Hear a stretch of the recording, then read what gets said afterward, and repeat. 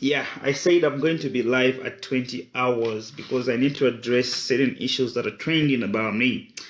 And this is in 5 with K, ladies and gentlemen. So this platform initially was something I was supposed to be doing on KBN TV, where I host different individuals who are doing different extraordinary things in society, regardless of who you are, whether you're a musician, whether you're an artist, whether you are a doctor, whether you are a footballer, regardless of who you are.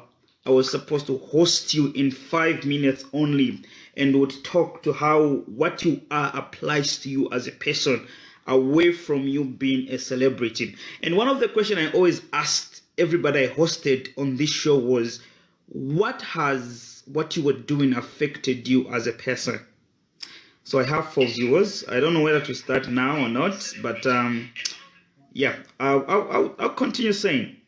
So let me just maybe say give people to come online for 2 minutes. Then we'll go live and I'll say what I want to say today. I'll answer the 5 most asked questions about my life so far.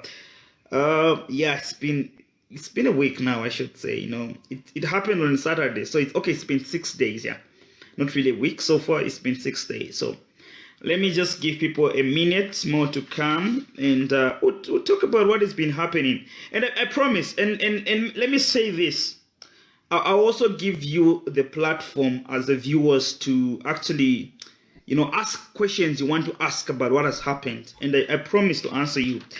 Ndopusendoye, thank you very much, my guy. You've stood up for me. Penga, you've always been my homie, man. As much as you're more closer than a homie, a brother, bro. I mean, you're a brother, bro. You're more than that. I appreciate, bro. Thank you very much, Penga. Ndopusendoye, thank you very much. And there are a few journalists, very few journalists that have called me. I appreciate you guys that you want to stand up for yourselves and everybody. Joseph Tamaria, one of them. Matthews Ndandula, you've always been, you know, my inspiration. You've always guided me. I appreciate. Thank you, Matthews Ndandula. Jimmy Kanasha, you called me. You said you want to see me once I'm in Lusaka. I'm back in Lusaka, bro. Thank you very much for the call. And other journalists, a few journalists have called me. Yeah, I appreciate. Now, this is not about me. I should start by saying this is not about me. This is about every other journalist across the globe. We need to stand up for what we believe in, ladies and gentlemen. Honestly.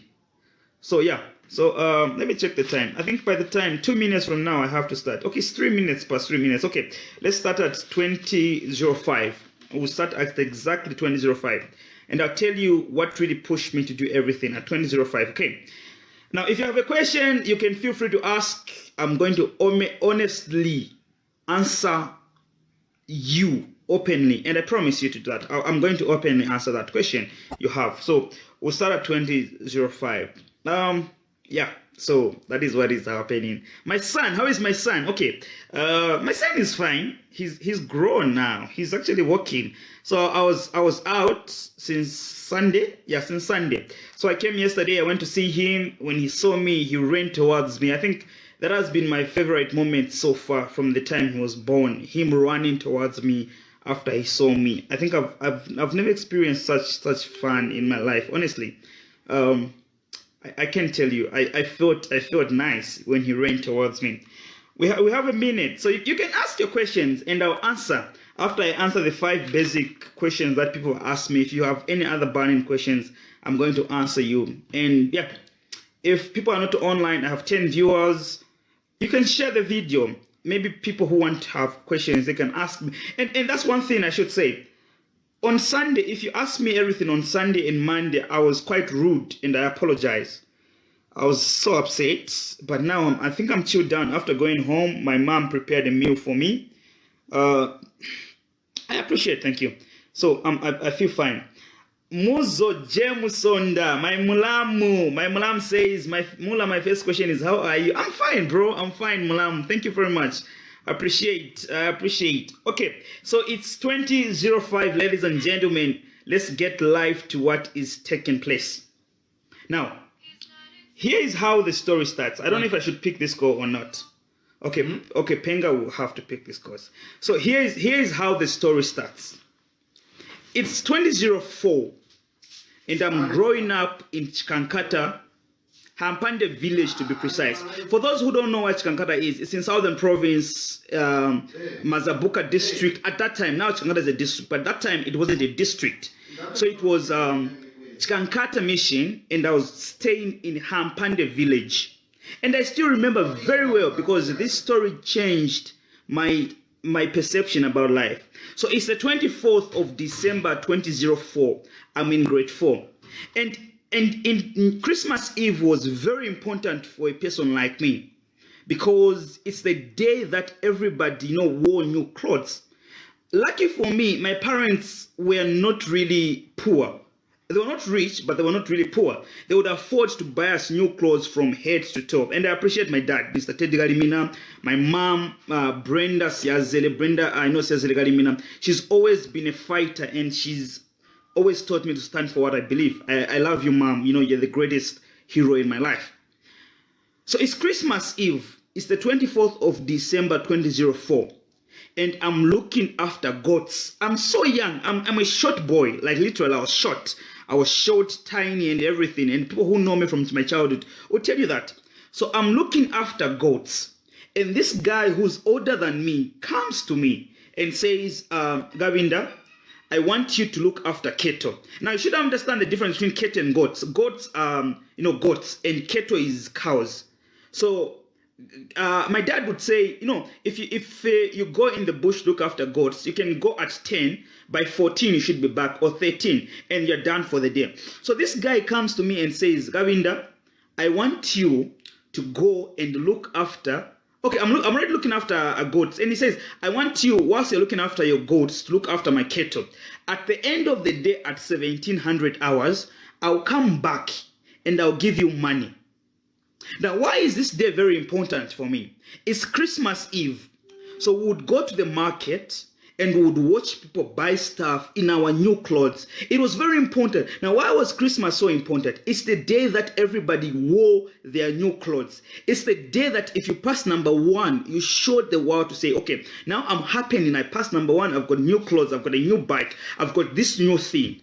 So I was looking after goats, and my father said, look, just go from 10 hours to 14 hours. Come and bath, wear the new clothes that we got you, and then you can go to the market and you can watch everybody else. I'm so excited. So I go to look after goats. And this guy who's older than me comes and says, I want you to look after cattle for me. And cattle is the whole day. You look after cattle the whole day. Goats is just maybe 10 to 14, 10 to 15, 11 to 15, and then you're done. But for cattle, cows, it's the whole day. I'm growing up in the village. So I agree because somebody's going to pay me at 17. And he even goes a step further and says, look, instead of you being like your friends who just go to the market and tell everybody to say you're just watching people. You have money to spend, to buy lollipops, to buy whatever you want to buy. So I agree to look after his cattle. At 17 hours, the guy comes back and he says, Ndalumba, thank you very much for looking after my cattle. He gets his cattle and starts walking. I ask him, can you give me the money you promised to give me? The guy refuses. The guy literally refuses. I walked to him. I wanted to fight him, but he was so big. He hit me one coffee, and I can never forget. And I cannot ever forget for a lot of reasons. Number one is because I was always a crybaby who would always tell my elder brother, Buju, to say, this one has done this to me, and he would always defend me. But he was not there that day. I went home crying. By the time I was getting home, everybody was so happy that they didn't even mind why I was crying, including my mom. And I've never told anybody this story. Now, I think about that guy every day, not because he was the first person who beat me up without me telling my brother or my dad or my mom. No, I think about him every day because he was the first person who ever made me work for free. 2004, the 24th of December 2004, I think about that day every day because a grown-up person convinced me in the morning to say, can you work for me? Can you look after my cows for me? I'll come back at 17. And then at 17, I will give you money. My friends were at the market showing off their new clothes. seeing people buying things at the market on Christmas Day, eating Christmas on the eve. I was in the bush looking after cattle, and the person comes back, doesn't pay me. I try to approach him, he punches me, and I can't tell my brother, I can't tell my mom, I can't tell my dad because they're so busy being excited about Christmas. I'll never forget that day. It was the first day I worked for somebody for free. They promised they were going to pay, and they never paid. Now I look at my son who's 1 year, 6 months, and every day I ask myself, how many people are going to make my son work for free? That is how everything started, and I always think about that. Now, it has happened in my life a lot of time. I'll tell you, it has happened. I've worked for people for free. I don't mind provided we agree at the start of the contract. You're going to work for free. I'm going to work for free. I always agree and I live to that accord. Those who know me, when I was at Chikankata Community Radio Station, will tell you, I worked there for free. They never paid me, not even a coin, but I was committed. Why? Because that was the agreement. I worked there for free. Joma Piggy, thank you very much for being live. I think you're one of the people that I worked with at Chikankata Community Radio Station. You would agree with me on that. Vanson Jomba, you're also somebody else. You would agree with me on that. I worked there for free because we agreed I'm working for free. And I don't mind. At CBC, I worked for free. I agreed to work for free for a certain period of time until certain things changed, which I can't talk about in this video. But I worked for free when we agreed I was doing attachments and everything. And I worked for free. And I want to say thank you, Mr. Kaumba. You know, you gave me my first lessons about journalism in life. Thank you very much, Mr. Kaumba. I appreciate it. I always respect you. Now, let's get back to what happened on Saturday. What happened on Saturday, ladies and gentlemen? The 5 most asked questions, okay? What are the 5 most asked questions? Has KBN paid you? No, they haven't paid me yet. So after what happened on Saturday, you've seen the video. My uncle called me later on, Uncle K, Uncle Kazungu Siazele. He's my inspiration, he's my big brother, he's my uncle, he's my friend, he's my everybody. That's the one person I always listen to. So he called me and said, I want you to come to Kafue because we have to talk about what is happening. So early in the morning on Sunday, I left Lusaka, I went to Kafue, and I switched on my phone. I didn't want to listen to everybody. Sunday, I was off on phone and everything. So on Saturday, on Monday, when I switched on my phone, somebody called me. I can't mention the name. They said I shouldn't mention the name. Somebody called me and said, I've sent something to KBN. Okay, I'm going to send something to KBN. Can you come back to Lusaka and get it?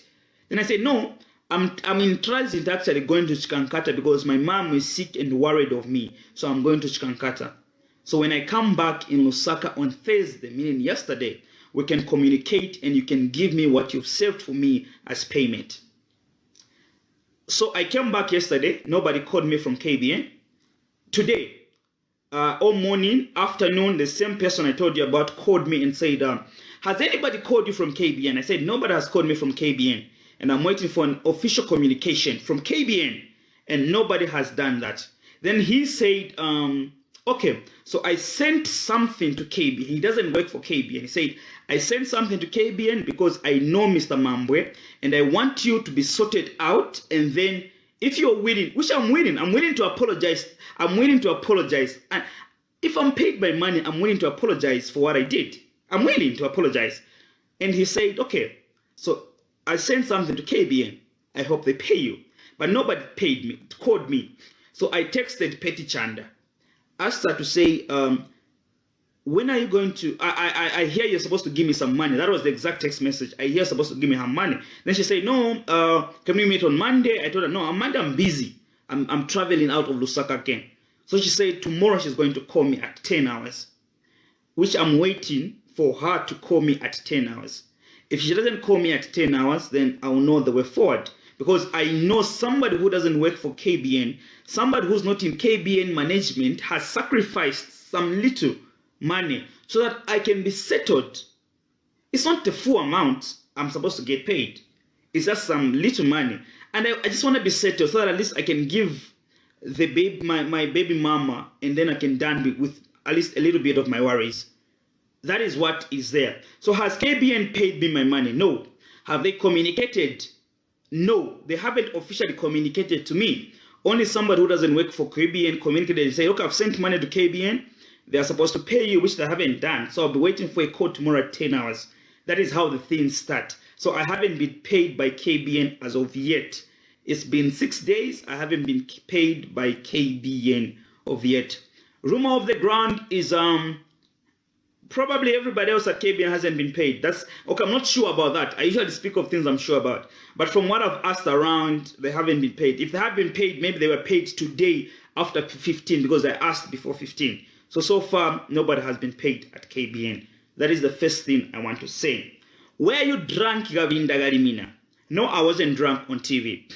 So I reported at KBN at 7:20. That's the time I reached at KBN. My show was supposed to start at 8 hours. Unfortunately, the guy in transmission delayed to come. So we started the show at somewhere like, is it 8:20 or 8:30? That means I was already at the office an hour earlier than the show. What time did I get drunk? At 9 hours, I had another show, live on TV with Bwezan, who was in action in Solwezi. So we did a live TV session. So I wasn't drunk at that time. 15 hours, I had another show. The person in transmission wasn't there. I should say this. He wasn't there. He wasn't feeling well. He had a running stomach. So what I did is I went in transmission, played a repeat of my show. Myself. I'm supposed to only be a presenter, but I even went in transmission and played a repeat of my show, and then they say I was drunk. So at 19:30, when I was casting that news, I wasn't drunk. How many people were there in the studio? There were 4 people in the studio. There was Edwin, there was Tutwa, and a new lady who's working at KBN. I'm not really sure about her name. If anybody says I was drunk or they smelled alcohol, then maybe that's how I smell. Otherwise, no. I wasn't drunk. People that have known me will tell you I never refuse when I'm drunk. I'll always be open and say, this time I'm drunk. I wasn't drunk. That day I had gone to play pool, yes, I accept. Petty texted me. Petty was like, I used to at the office. I was like, no, I'm actually playing pool. I think around 13. I was bored and hungry. So I went in the combo in Wangwa just to look for food. Came back, started playing pool. And she texted me. I played pool. At 15, I went to play the live show because the person in transmission wasn't there.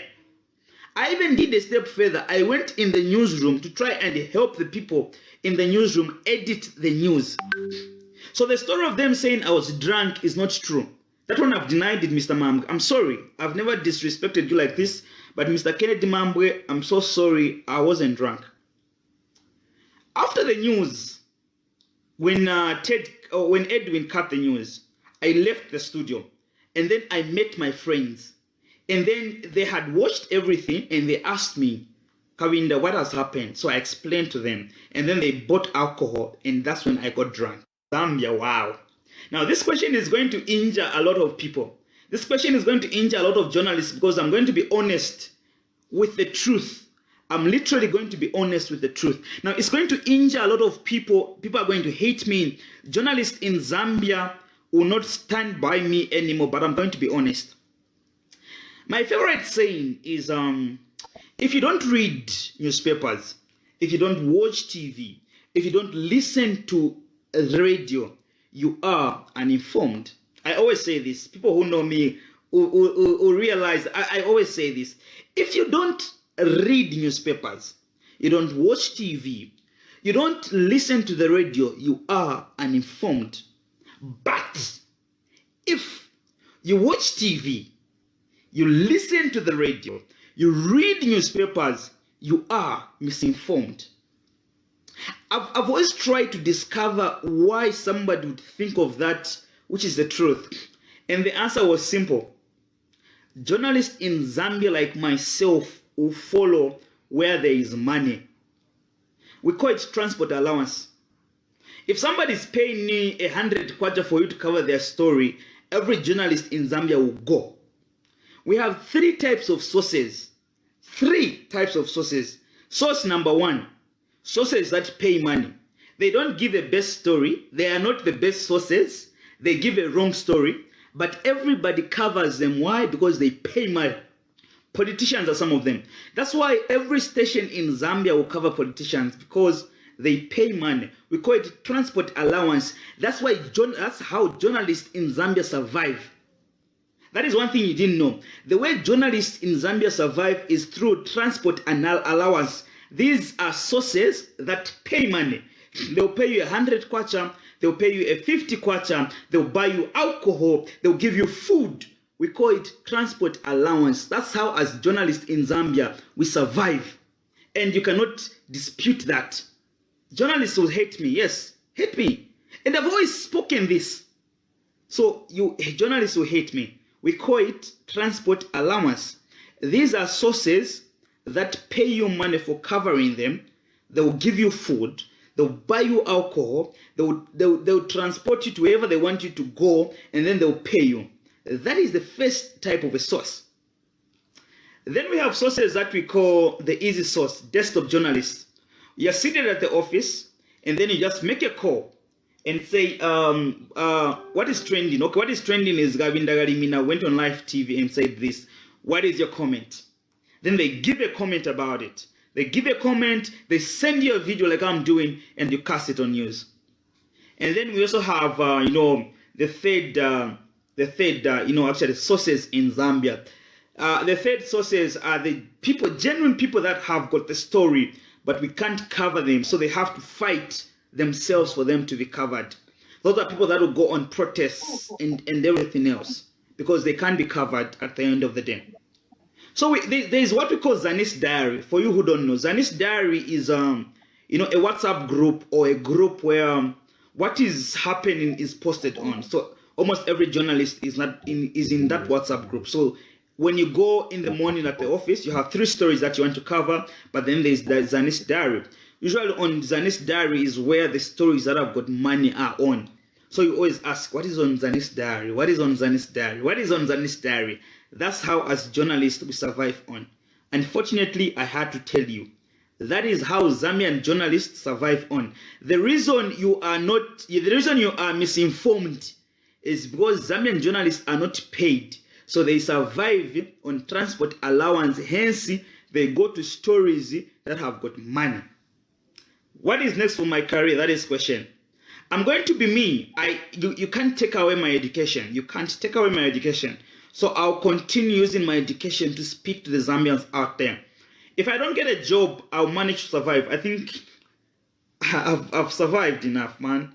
I've not been paid, so I've survived. So I'll continue surviving. That is what is there. I'll continue surviving. If somebody wants to hire me, I'll appreciate. Please, hire me. I don't have a job. I don't have a job. Yeah, I don't have a job. But I'll speak later on about this job and everything. But yeah. If somebody wants to hire me, I will appreciate. Thank you very much. I'm committed. When I sign a contract, I'm going to do just that. I just need you to live to the end of the contract. That is what is next for actually, my career. Did you plan for this? Was it comedy? I do comedy, for those who don't know. I've gone on TV pretending to be drunk, and then I've said, no, you're calling me, let's cut the news, let me go there. I've done personal ads for Zambia Breweries, Mosi Lager to be precise. They never paid me. I did it for fun. So where did I plan for that? No, I actually didn't plan.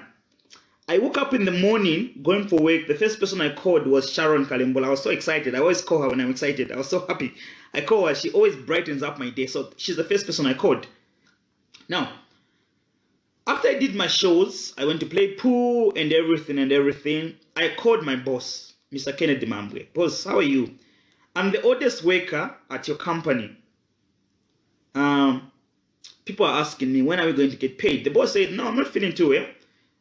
Yeah, I'm not feeling too well, so we can't talk and everything. Then I called the wife, who's the human resource. Unfortunately, that conversation with the wife is what changed how the evening went. So I didn't plan it, actually. It's just that when I went to cast news, I was so furious, so hungry and angry. 2 things, or 3 things actually. Furious, hungry, and angry.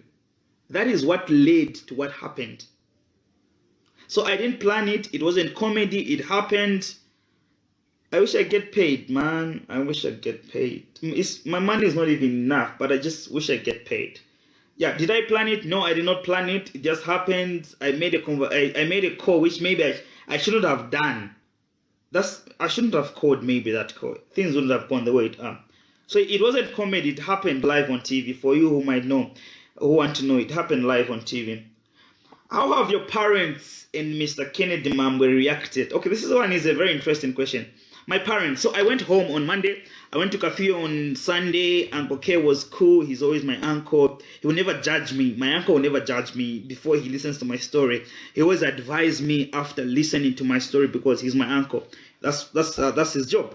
So we talked with my uncle and we agreed on certain things which I can disclose to you. So Monday morning, afternoon, Shaft Muntanga, thank you very much. You gave me a 50 Shaft, you gave me money. I went to Chikankata. Thank you very much, Shaft. You gave me money for transport to go to Chikankata. I went to Chikankata, and the first person I met when I went to Chikankata was my mom. Now, my mom has always known I was going to stand for what I believe in because I'm like her, and that is who she is.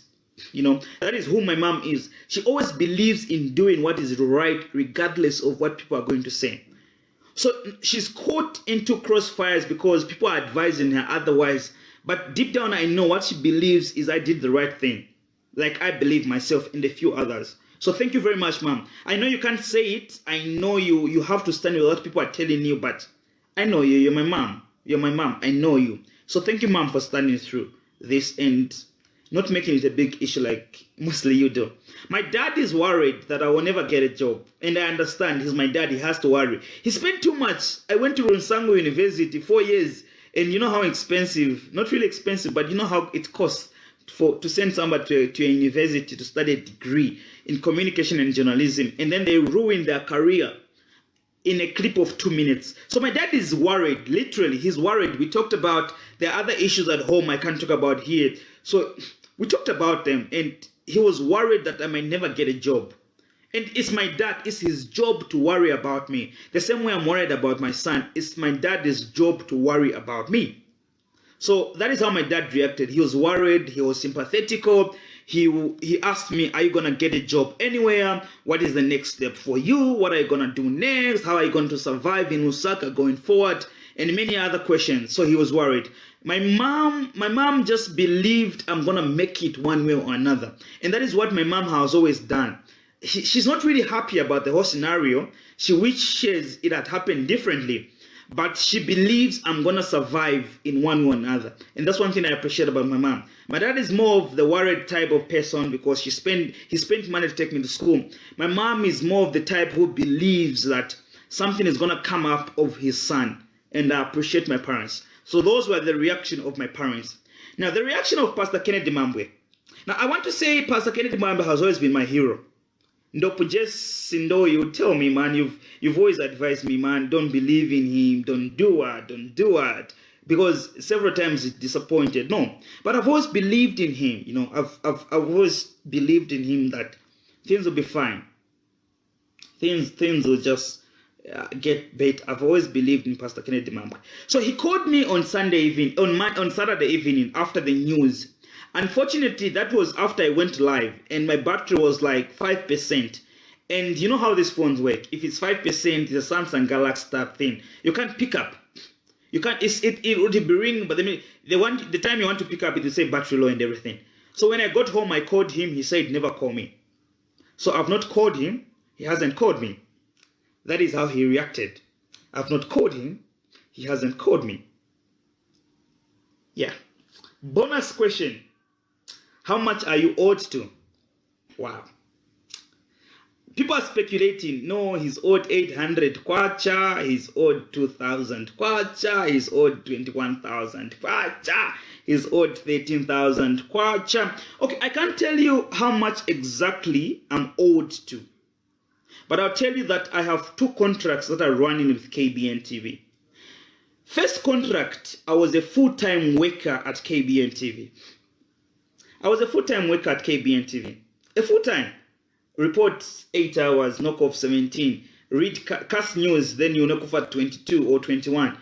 do other programs. So I was a full-time worker. Then my landlord chased me in the house I was staying. Literally, she actually came at my workplace to want her money. So I quit. That is what happened. I quit. I wasn't paid the money I was owed to. I went to Chikankata, survived a little bit, came back in Lusaka to hustle, and I managed to survive. I found a job elsewhere. So after I found a job elsewhere, Pastor Kennedy Mambwe called me and said, look, I want you to come to KBN. I have now sponsors of shows, and I want you to do certain shows for me at KBN TV, which I accepted. So I went to KBN. I asked him, what about the money you owe me? He said, no, I'm going to pay. Maybe not once, but I would pay when I have. So we agreed. Okay. And he was like, no, can you be full-time? I need you to be full-time. I need you to... I said, I can't be full-time because I don't want the same scenario to happen. I just want you to pay me when you can. And we agreed. Unfortunately, he paid me for like 2 months after I started that contract.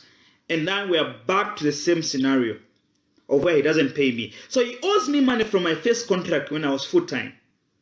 And he owes me money from my second contract now that I'm part-time. I can't tell you the exact figures, but this is what is there. He owes me money from 2 contracts. The time I was full-time and the time I was part-time. I just need to get paid. I don't even want a 6 pin or what. I just want even a 2 pin. Give me a 3,000. Give me a 4,000. Let me manage to survive in Lusaka, and I'll let this issue go. But he hasn't done that to me. He hasn't done that to me. That is what I'm asking for, ladies and gentlemen. So that is how much. I can't tell you exactly how much I'm owed to, but what I can tell you is I have 2 contracts that are running with KBN. My first contract, I was full-time, I wasn't paid. My second contract, part-time, I wasn't paid. Now, there was a memo that KBN released. You were drunk. I've already answered that question. Somebody's asking. I wasn't drunk. Am I part-time? Yes, I'm part-time. But I also have a full-time contract that I wasn't paid for. So why didn't KBN address that as well? Now, what is my relationship between me and Mr. Kennedy Mambwe? Mr. Kennedy Mambwe is my hero, bro. He's somebody who's living my dream. He's a man I look up to. He's living my dream. I will always treasure him. He stood up and started something that most Zambians are scared to start, a TV station. So I appreciate you, Pastor. But I want you to pay. Pay KBN workers to start with. Pay me. Pay me, bro. Pay me. Pay people you haven't paid. People are coming on board. Pay Tapelo. Pay him. Pay everybody else you haven't paid. It's simple as that. Pay them. Appreciate the effort people are putting in. Just pay them. Pay Miriam. Pay him. Pay David. Pay him. Nope, he's also complaining. If you owe him, pay him. If you don't, then at least next time you employ somebody, pay him. Just pay. If you're going to run a company, at least be willing to pay people. Zambian journalists in Zambia, let's fight to get paid. How do you feel you're covering people that are striking because they're not paid and you're not paid yourself? And you're quiet. It's not fair. You're not being fair to yourselves. You're not being fair to us.